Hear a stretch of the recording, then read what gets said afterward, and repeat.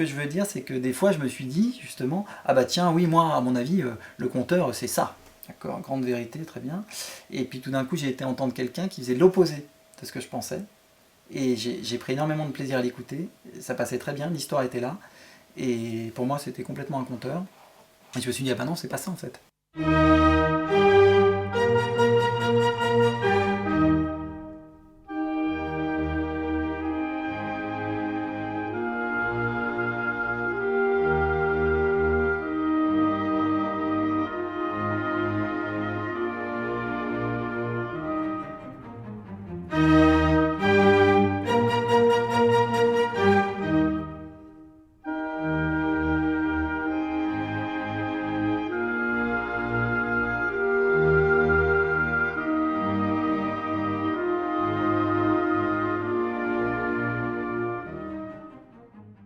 Les histoires nous survivent.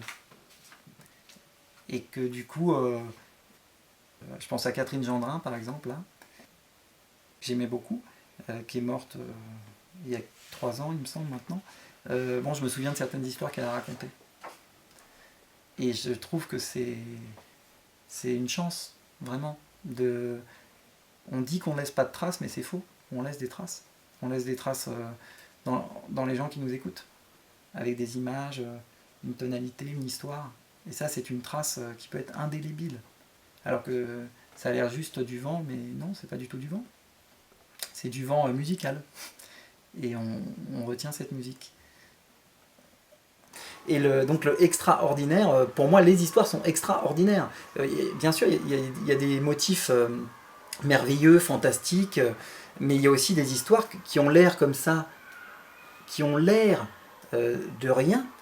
En tout cas, on se dit, bah tiens, c'est une anecdote, oh bah tiens, moi ça m'est arrivé je ne sais combien de fois de lire des recueils entiers de contes et puis de rien voir, pas une petite perle, tout ça, puis tout d'un coup je vais écouter quelqu'un, il raconte quelque chose, je me dis, oh, mais c'est extraordinaire cette histoire, elle vient d'où? Ah bah ça vient de là, ah oui d'accord, c'est le livre que j'ai lu, bon d'accord, j'y retourne, je dis, ah bah oui, elle est extraordinaire. Et moi je trouve que en tout cas je fonctionne amoureusement avec les histoires, c'est-à-dire que je vois bien que je peux être passionné pour une histoire, que tout d'un coup elle peut moins me plaire, je vais la laisser se reposer, puis peut-être on s'abandonnera mutuellement ou alors on se retrouvera, je sais pas, on verra. Mais en tout cas, j'ai des vrais coups de foudre. Je peux lire des histoires ou entendre des histoires tout d'un coup, puis me dire waouh, c'est extraordinaire. Et je n'ai pas de lassitude. Ça aussi, je trouve que c'est formidable. Moi, ça fait des années que j'écoute des histoires. Et pourtant, quand je vais en écouter, j'adore ce qui se passe, même si je sais ce qui va se passer, ou en tout cas je peux essayer de deviner dans le schéma narratif, mais je me laisse quand même porter. Et puis tout d'un coup, dans la manière dont c'est fait ou comment c'est fait, ça m'émeut, ça me touche, ça me transporte, je passe un bon moment, je suis ébranlé par certaines images ou par une façon de dire, par un silence, et tout ça, je trouve ça passionnant. Qu'après des années, je me dise pas, ah bah oui, bon, bah on va encore ça va avoir telle histoire, ou encore, oh bah d'accord, bah celle-là. Alors je dis pas, oui, ça peut m'arriver. En effet, il y a des histoires par exemple qui sont beaucoup racontées, ou que j'ai beaucoup entendues, et va pas forcément y avoir un sel ou une graine ou une patte suffisamment forte qui va faire que je vais pas être très étonné quand je vais la réentendre et je vais me dire, bon, oui, d'accord. Quand moi je raconte des histoires, il y a des histoires qu'on m'a données de manière orale, vraiment, on m'a dit, bah tiens, je te raconte cette histoire, raconte-la. Ça me plaît beaucoup parce que ça m'accompagne. C'est-à-dire que ces histoires-là, quand je les raconte, je ne dirais pas que la personne elle est avec moi en train de la raconter, c'est faux. Mais quand même, quand je la raconte, je suis nourri de cette présence-là, ou au moment où on me l'a donnée, ou la personne qui me l'a donnée. Et je trouve que les histoires, quand elles sont bien façonnées, quand elles sont bien malaxées, quand elles sont bien digérées, tout ce, tout ce verbe, toute cette force, toute cette tradition, mais pas au sens tradition morte, au sens de gens qui m'ont précédé, ou de gens qui ont déjà raconté cette histoire, ou d'oreilles qui l'ont déjà écoutée, et ben on peut le sentir. C'est-à-dire que tout d'un coup, ce parler qui a l'air simple se révèle être secret. Et qu'au-delà des mots, moi je sais bien que, enfin je sais bien, en tout cas je crois il y a d'autres choses à entendre, et avec l'intention, avec justement les archétypes, la symbolique, et je n'essaye pas de décortiquer, mais je pense que ça m'aide, que ça me porte, et que tout d'un coup, cette parole devient poétique, entraînante, envoûtante, magique, et que c'est en partie, il me semble, parce que les histoires étaient déjà là bien avant que je naisse, et qu'elles seront encore là quand je serai mort. Et heureusement. Il y a une histoire par exemple qui a réellement changé ma vie, et qui qui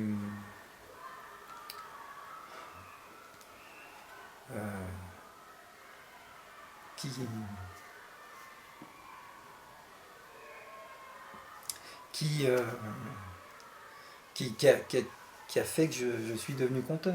En tout cas, enfin, c'est les gens qui ont fait que je suis devenu conteur, mais qui a fait que j'ai eu envie de raconter des histoires. Et je crois complètement au fait que la matière, en l'occurrence les histoires, puissent me transcender, me dépasser, m'apprendre des choses, m'éveiller et faire du chemin en moi et c'est ce qui me plaît, c'est que c'est quelque chose de tellement libre et de tellement fort que je ne peux pas le contrôler. Je peux essayer de le conduire, de le guider, mais de toute façon, je ne peux pas le réduire. Et ça me plaît énormément. Ça me plaît qu'il y ait des colloques sur le conte, que des gens depuis des années, depuis que moi je me suis un peu intéressé au conte, mais même bien avant moi, des gens essayent de définir ce que c'est et ne trouvent pas une seule définition. Ça, je trouve ça formidable. Je pense j'espère qu'on n'en trouvera jamais. J'espère qu'on s'en approchera, ou qu'on cherchera, bien sûr, c'est toujours intéressant, mais qu'on n'en trouvera jamais. Parce que justement, en trouver, c'est réduire ce que peut faire le conte, ce que peut faire l'histoire, pour moi. Et que cette croyance, pour moi, est tellement...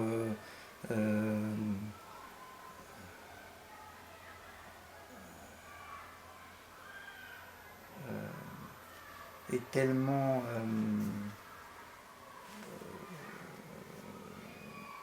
je trouve pas le mot, mais en tout cas... Ancrée. Peut-être... Évidente. Oui, évidente, c'est ça, évidente. Que ça me réjouit de savoir qu'on ne peut pas mettre le conte dans des cases. Si je porte toute mon attention à ce que je suis en train de faire, je ne laisse pas de place à la peur. Et du coup, je fais ce pourquoi je suis là, c'est-à-dire raconter une histoire devant des gens. Et voilà.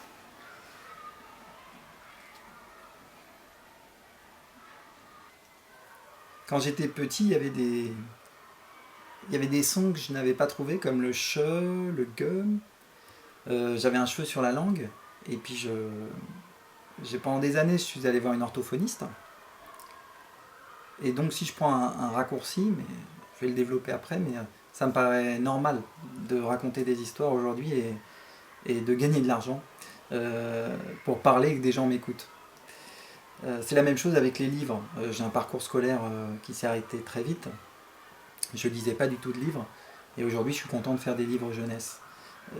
Il ne s'agit pas pour moi d'une réparation, parce que c'est pas quelque chose que je sentais de casser, mais en tout cas, c'est quelque chose qui répond à mon enfance. Et pour moi, mon enfance, elle est liée à une image évidemment juvénile, mais au-delà de ça, de jubilation, de pétillement, de découverte, d'éveil, de curiosité, plein de choses qui animent et qui font partie intégrante de la vie, en tout cas de la mienne.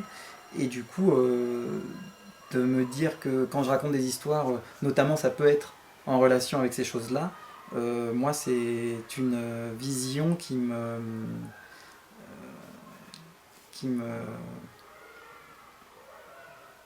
c'est le mot satisfait qui me vient, mais c'est pas du tout ça que je veux dire. Là, ça fait très scolaire, satisfait. En tout cas, c'est une vision, un élan, voilà, une dynamique qui m'attire et qui m'intéresse. Et après, quand j'ai eu 17 ans, j'ai eu envie de voyager. Oui, c'est ça. Quand j'ai eu 17 ans, j'ai eu envie de voyager, mais j'avais déjà fait des petits voyages, mais j'ai devancé l'armée. l'appel pour aller à l'armée, donc je suis parti à l'armée, j'avais envie d'aller à l'étranger, donc j'ai fait un service long outre-mer. Et puis quand je suis rentré, avant je faisais les marchés, puis je me suis mis à partir à l'étranger, donc je faisais les marchés 3 4 mois, je partais à l'étranger pour des voyages de 6 mois, 1 an, je l'ai fait pendant 8 ans. Puis à un moment je suis revenu, lors d'un voyage de, je sais plus, 9 mois, 1 an, et j'avais pas du tout envie de faire les marchés.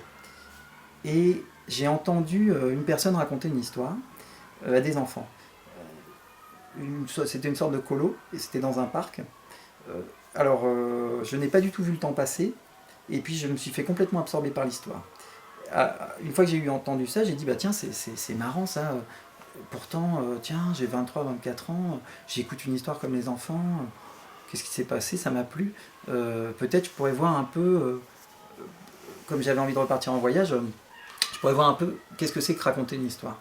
Et je pourrais monter un projet dessus, il y a des sous en France, il y a des bourses quand on monte des projets pour des gens de 24 ans. Donc je me suis renseigné à droite à gauche, et puis surtout je voulais être parrainé, parce que de toute façon dans mon chemin de conteur, et même aujourd'hui, des fois c'est moi qui parraine des gens, mais pour moi c'est comme dans les contes de fées, c'est-à-dire que ça me fait du bien quand je sais qu'il y a un, une protection, je dirais, ou en tout cas quelqu'un de bienveillant qui dit vas-y mon gars, c'est par là, allez, je t'accompagne, je suis avec toi. Ça me plaît. De ne pas faire ça tout seul, d'associer d'autres personnes et qu'elles m'encouragent dans ma démarche, puis ça me remet en question, du coup ça m'oblige à essayer de, non pas de convaincre, mais d'argumenter et de pouvoir dire, bah voilà, c'est pour ça que je veux faire ça. Même si finalement c'est pas forcément pour ça, mais bon, en tout cas, au départ. Donc j'ai contacté des gens, il y avait Henri, Gogo, Pascal, Kéré, Bruno de la Salle, Catherine Zarcat. J'ai contacté Pascal parce qu'il faisait une revue, j'avais découvert la revue, Henri parce que j'avais lu des livres, Catherine Zarcat parce que j'avais entendu une cassette, et Bruno de la Salle parce que j'avais lu Le Conteur amoureux. Je connaissais rien du tout au milieu du conte. Finalement j'ai vu ces 4 personnes, les 4 personnes ont accepté de me soutenir de manière diverses et variées. J'ai été très clair avec elles, c'est-à-dire que je ne voulais pas devenir conteur. Ce qui m'intéressait, c'était le voyage. Et je voulais voir, à travers, en voyageant notamment, qu'est-ce que c'est que raconter une histoire. C'est comme dans les contes, les rencontres se sont passées plus ou moins bien, mais finalement, après des mises à l'épreuve, j'ai pu obtenir l'aval, si je dirais, ou en tout cas le, le soutien de ces 4 compteurs. Et puis donc après j'ai monté des dossiers, j'ai eu plusieurs bourses et je suis parti en Afrique du Nord au départ parce que j'avais une sorte de stéréotype dans la tête. Je me disais, oh, en Afrique du Nord, Afrique de l'Ouest, il y a des conteurs traditionnels, ils racontent des histoires, dans plein d'endroits on parle français, tiens, ils sauront sûrement répondre à la question, bah tiens, pourquoi raconter une histoire, ou qu'est-ce que c'est que raconter une histoire. Et je suis arrivé en Afrique du Nord, j'ai contacté l'Alliance française, parce que l'Alliance française, souvent, ils travaillent avec les gens locaux, et j'ai rencontré un conteur berbère qui a changé ma vie, ni plus ni moins. Donc je l'ai rencontré, c'était un vendredi, et déjà il m'a accueilli bras ouverts, je lui explique pourquoi je suis là, puis il me dit, ah mais alors comme ça t'es un conteur, tout ça. Je dis, non, non, je suis pas du tout un conteur, moi je connaissais que 2 histoires, deux que j'avais entendues d'ailleurs, que je racontais, hein, mais je lui dis non, non, et puis il me dit, mais si, t'es mon frère de parole, et tout. Je dis, ah non, non, mais attends, il me dit, mais si, viens, et tout. Je fais, non, mais et il m'invite à un stage qui avait lieu le lundi avec des enseignants marocains.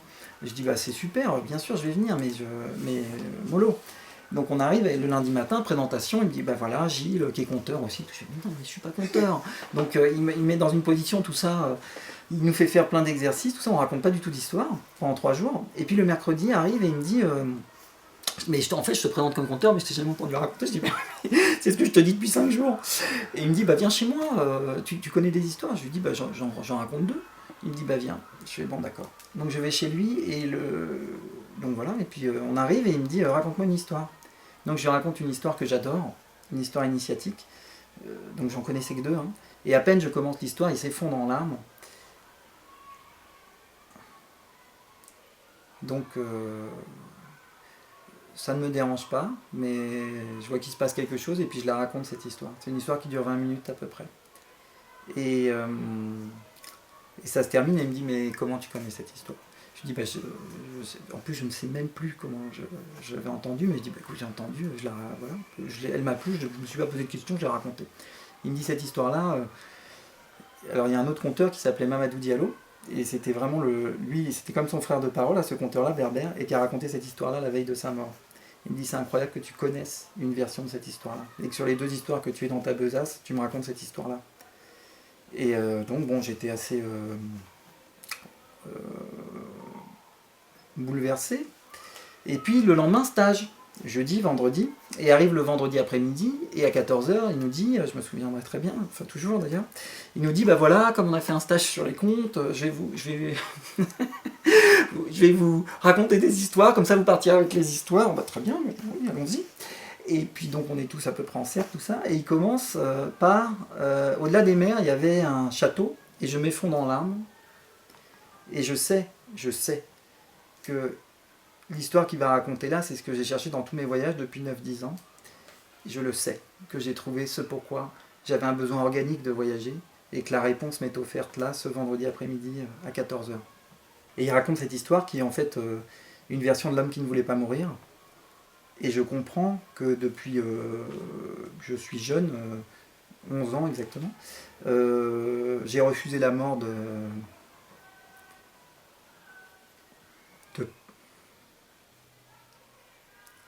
j'ai refusé la mort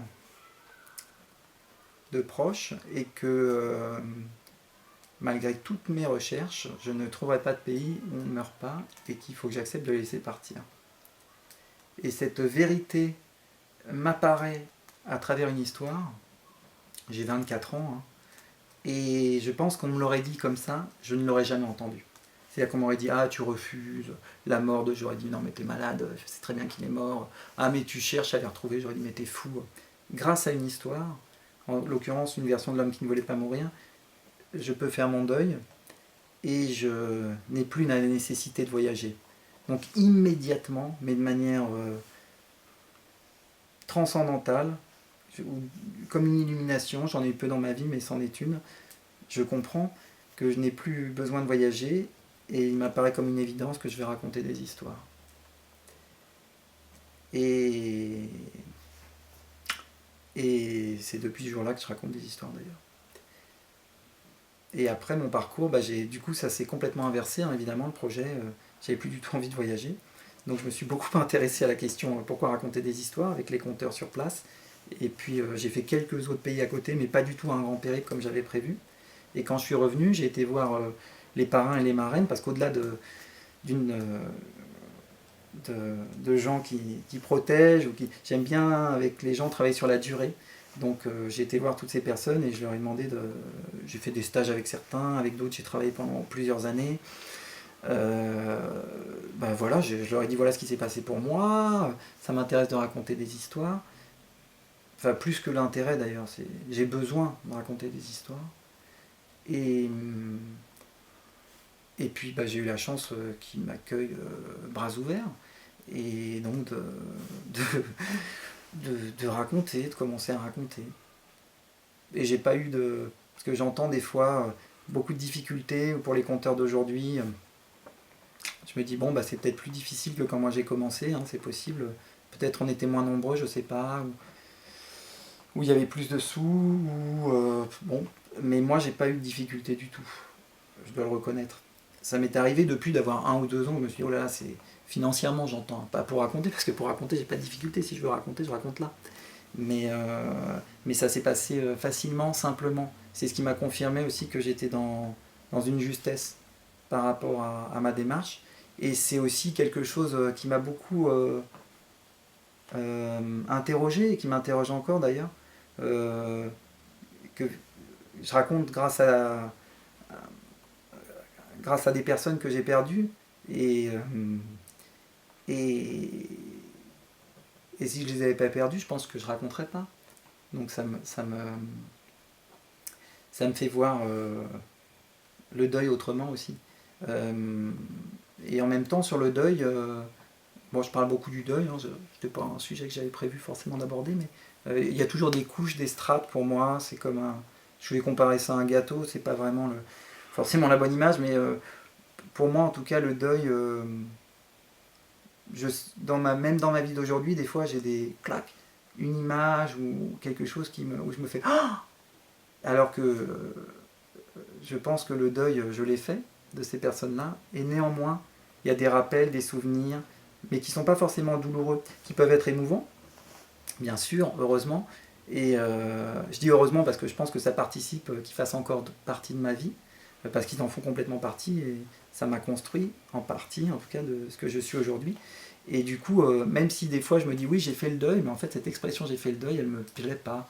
Euh, Disons que j'ai accepté, voilà, le départ de gens que j'aimais, mais après, c'est pas comme si je tournais la page, je me disais bon bah ça, hop, c'est fait, lui il est parti, donc on va passer à autre chose. Non, non, pas du tout, ça ne me convient pas. Et je vois bien que encore aujourd'hui, donc avec des histoires, ça peut être aller voir un spectacle, une parole, un livre, tout d'un coup, hop, il y a quelque chose qui ressurgit.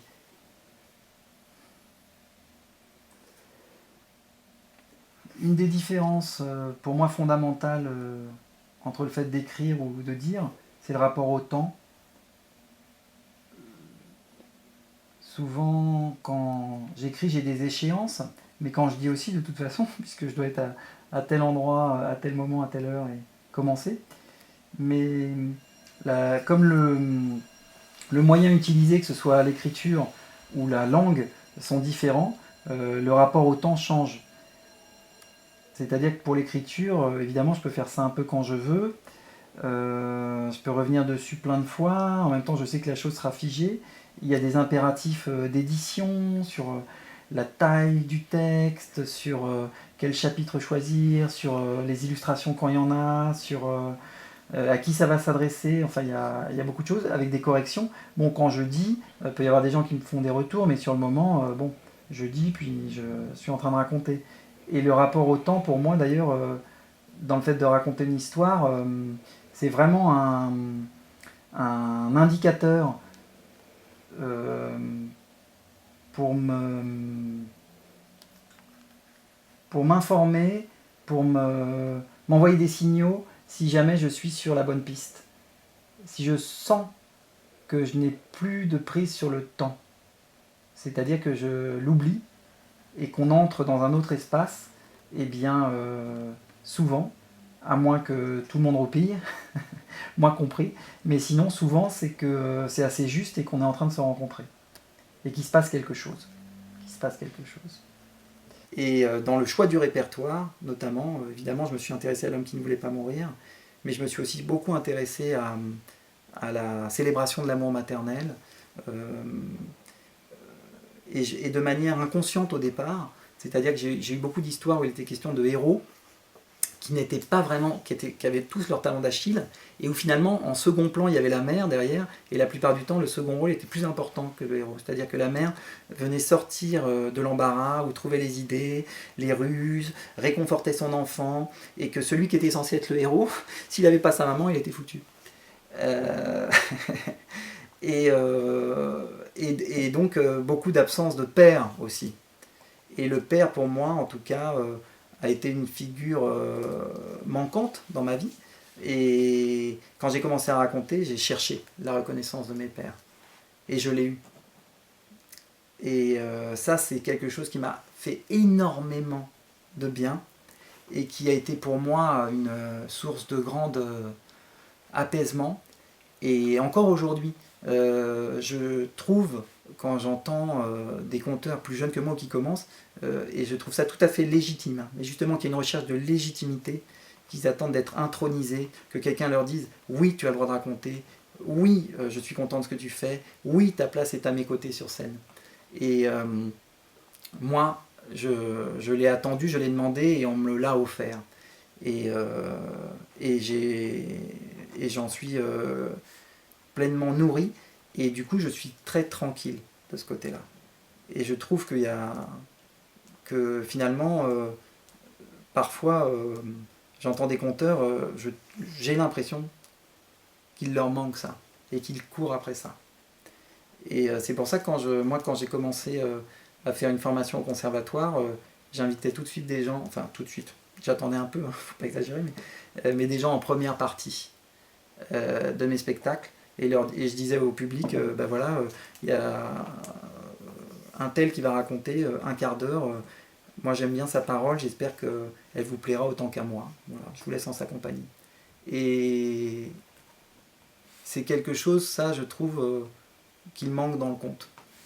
Ou en tout cas, je connais peu d'endroits qui le font et je trouve ça regrettable. Même si on dit, je peux le dire aussi, je me mets dedans, le conte est fait pour être dit. Oui, c'est vrai, mais néanmoins, vous prenez Luda par exemple, voilà, Luda Schnitzer, que moi j'ai découvert assez tôt, je prends ses histoires, je le lis à voix haute à ma fille, je veux dire, tout est là. Et pourtant il est écrit, hein. Mais elle a trouvé une écriture qui soit suffisamment forte et qui est pour moi complètement du conte. Et pourtant c'est écrit. J'ai dû me repositionner, refaire des choix, me dire bon, est-ce que c'est vraiment ce que je veux dire dans cette histoire? Est-ce que c'est comme ça que je veux la raconter? Pourquoi je prends ce point de vue? Qu'est-ce qui m'intéresse exactement dans cet épisode? Qu'est-ce que je veux défendre dans l'ensemble?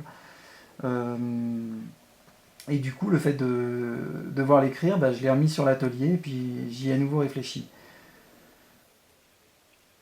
Bah, sur les livres, si j'ai envie de parler de quelque chose, en fait, c'est pas du livre, c'est d'une rencontre.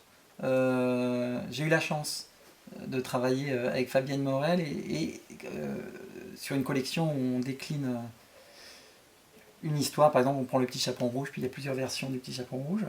Mais surtout avec Fabienne, toujours avec la même idée, quand elle m'a appelé pour faire cette collection, j'étais ravi parce que j'avais jamais fait de livre. Et je me suis dit, tiens, pourquoi pas, c'est nouveau, ça m'intéresse. Et puis j'étais ravi parce que Fabienne, je l'avais rencontrée par le conte.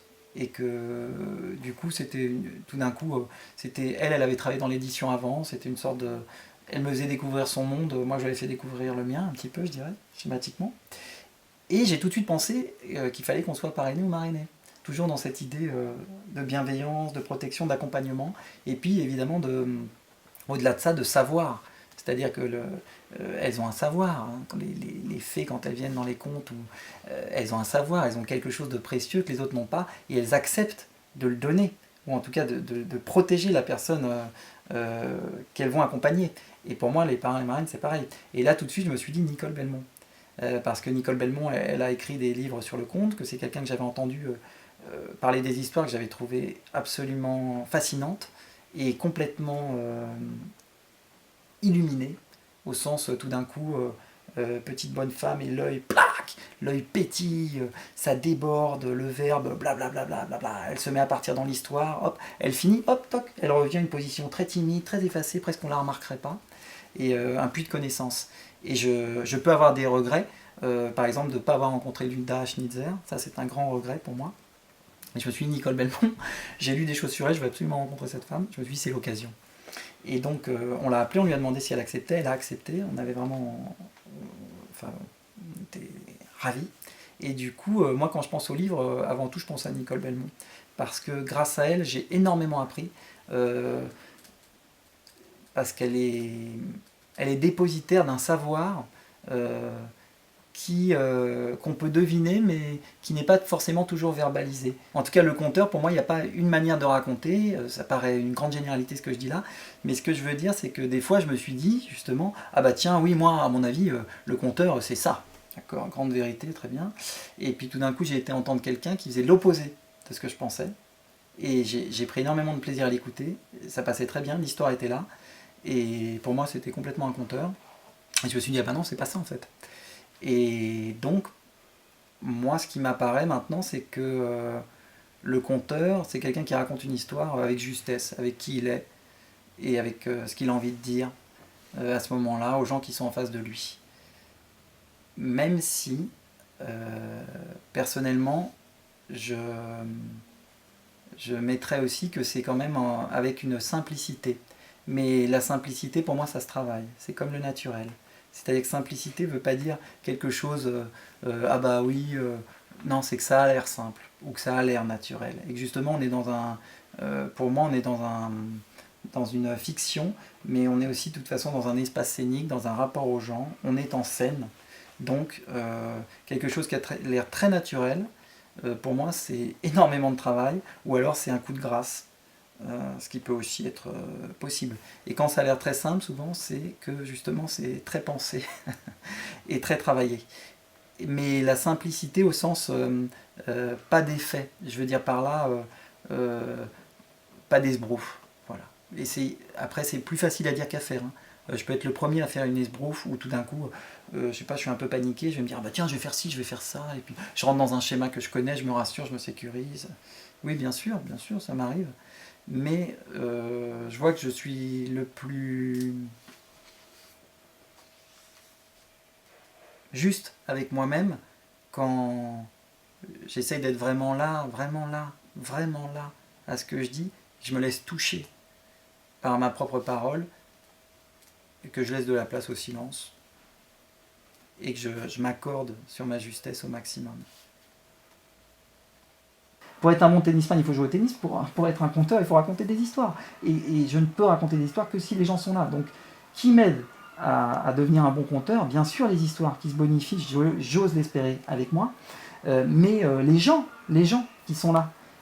Et donc quand je dis que c'est une pratique solitaire, en même temps, je me rends compte là que de toute façon, si l'autre n'est pas là, je ne peux pas raconter. Donc c'est vraiment ambivalent.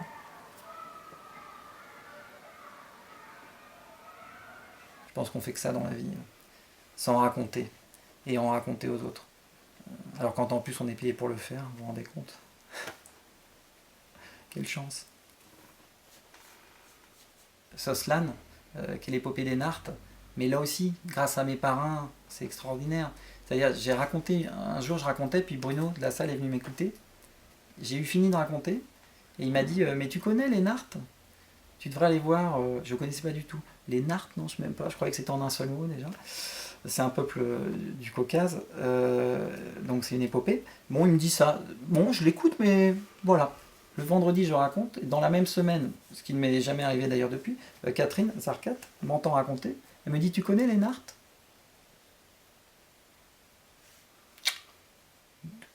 Deux de mes parrains, si je puis dire, m'avaient entendu dans la même semaine, ne s'étaient pas passé le mot, m'ont donné exactement la même référence. Forcément, je suis allé voir et je suis tombé amoureux de Soslan, le héros de cette épopée. Et les épopées, là aussi, les épopées qui, pour le coup, moi, je les ai découvertes que dans des livres. Après, j'en ai entendu, hein, des gens qui racontaient les épopées, mais je m'y suis beaucoup intéressé. Je m'y intéresse encore d'ailleurs, sur l'épopée des Nartes ou le Kalevala. Et ça a été pour moi des sources d'apprentissage extraordinaires. Pour le coup, grâce à des livres, à la base. Tant sur les images, sur la force, je parlais de dignité tout à l'heure, l'épopée est vraiment un genre qui apporte une grande dignité, sur le rapport au Dieu aussi, la sacralisation, parce qu'on est parfois, ça ne veut pas dire que c'est tout le temps comme ça, mais parfois on est dans un rapport moins direct avec le public quand on est dans l'épopée, et que c'est un autre positionnement de parole qui m'intéresse tout autant. Et Soslan, c'est justement je fais le pont avec ce que je disais tout à l'heure, il est beaucoup aidé par sa mère, c'est un héros, en même temps, le super-héros en tant que tel invincible ne m'intéresse pas. Ce qui m'intéresse dans le héros, c'est sa faiblesse. C'est ce qui, pour moi, l'humanise et ce qui me permet de m'identifier à lui, puisque je ne me considère pas comme un héros, je ne me considère pas non plus comme une faiblesse, mais ce que je veux dire, c'est que ça empêche de le mettre sur un autel ou de le sacraliser, de se dire ah bah oui, de toute façon, c'est un dieu, d'accord. Très bien, mais moi j'aurais du mal à raconter vraiment des exploits d'un dieu. Donc j'ai besoin que par moment il ne sache pas quoi faire, ou qu'il soit perdu, ou qu'il soit paumé, ou qu'il soit nul. Et de me dire, ah bah tiens, lui aussi il est nul. Lui aussi il est paumé, lui aussi il a besoin de sa maman. Et bienvenue au club. Voilà. Et du coup, je me dis, bah voilà, ce héros-là, il me plaît. Il me parle. Et puis donc la mère, même si ça s'appelle Soslan le Lumineux, dans cette épopée qui s'appelle Satana, enfin dans la version que j'ai choisie, parce qu'il peut avoir plusieurs noms, est vraiment un personnage très puissant, qui aide beaucoup le héros, qui est capable, qui se retrouve par moments au pays des morts, qui est capable, qui a vraiment beaucoup de ruse, qui a une langue tranchante, et en même temps qui est d'un amour sans limite pour son fils, mais qui le met quand même à l'épreuve. C'est-à-dire qu'il ne lui donne pas tout comme ça, non plus, qui veut avoir des preuves de son courage, de son audace, de ses exploits, et puis après elle l'aide. Quand il est vraiment au bout du bout, elle vient l'aider. C'est ce qui m'a séduit, notamment dans cette histoire. Pas qu'il y a l'énergie aussi, il y a des paroles formulaires extraordinaires. Je pense à une là, que je mange tes maladies, je trouve ça formidable. Une sorte de parole quand quelqu'un vient et qu'on veut lui montrer le respect, sa soumission même, que je mange ta maladie. Pour moi, c'est formidable d'avoir des paroles formulaires comme ça dans les épopées. Je ne pense pas que j'aurais inventé une telle phrase et j'ai beaucoup de plaisir à la dire parce que je sais qu'elle vient de là et qu'elle fait partie de cet univers-là et qu'elle porte en elle un peu de l'essence d'Enart. Et ça me plaît. Pour moi, l'épopée, il y a quelque chose d'un flux, d'un torrent qui jaillit, qui écarte les murs et et aussi d'une parole secrète cachée. Puis le héros d'épopée, en tout cas Soslan, il a son cheval, il n'est pas tout seul. On en revient aussi à la position du conteur seul. C'est intéressant, d'ailleurs, je le réalise juste maintenant que je le dis, enfin c'est intéressant pour moi, hein, c'est que de toute façon, pour raconter, il faut être plusieurs. Je peux raconter tout seul, mais ça s'appelle un monologue dans ma salle de bain. Mais j'ai besoin de l'autre pour raconter. Ça, c'est quelque chose qui me touche énormément quand on raconte une histoire. J'ai besoin de l'autre. Sans l'autre, je ne peux pas faire ce pourquoi je suis là. Ça, je trouve que c'est très fort. Et je parlais de la solitude du conteur. Le héros d'épopée, très souvent, il a un compagnon. Il a son cheval, ou il a sa mère, ou il a des dieux qui vont l'aider. En tout cas, il a des soutiens. Il fait des actes héroïques, mais il ne pourrait jamais les réaliser s'il ne faisait pas des invocations, s'il n'y avait pas son compagnon avec lui, s'il n'avait pas un cheval, s'il n'avait pas, je sais pas, une épée qu'on lui a donnée, puis c'est une épée qui a une âme ou quelque chose. En tout cas, il est aidé dans sa quête. Et je trouve que le conteur, pour raconter, il est aidé. C'est-à-dire que le public l'aide à raconter. Au-delà, l'histoire, bien sûr, l'aide. Avant tout, l'histoire, mais le public aussi. Les images, ma parole, elle grandit, elle se renforce grâce aux gens qui m'écoutent. Il y a un grand sens de la parole aussi, de la parole donnée dans l'épopée, dans les contes aussi d'ailleurs. Et moi, c'est toujours quelque chose qui me... et dans la vie, auquel j'attache énormément d'importance, ma parole. Par exemple, c'est très rare que je fasse une promesse. Je ne supporte pas de ne pas respecter une promesse que j'ai faite. Donc c'est très rare que je fasse une promesse. Mais quand je promets ou quand je dis oui, je serai là, je suis là. Et je parle de qualité, mais justement, je parlais tout à l'heure de Nicole Belmont ou de Luda Schnitzer, et il me semble que c'est Luda, je sais plus, je crois, hein, c'est Luda qui dit dans un de ses livres, et j'avais trouvé ça absolument génial, et je m'étais dit, je vais transformer un peu, hein, je m'en excuse, mais je m'étais dit, alors ça c'est vraiment génial, qu'une des forces du conte populaire, c'est qu'il préfère toujours un bon voleur plutôt qu'un nigaud. Et ça, je trouve ça super. C'est-à-dire quelqu'un qui fait la chose ce pourquoi il est là, mais qui l'a fait de belle manière. Et qu'en ça, je trouve qu'il y a il y a un très grand sens. Le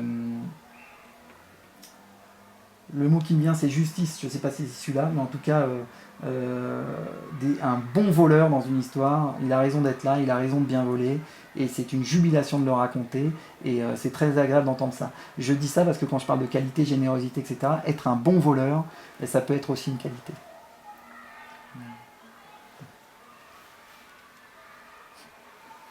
Je dis pas ça pour Pascal, parce que...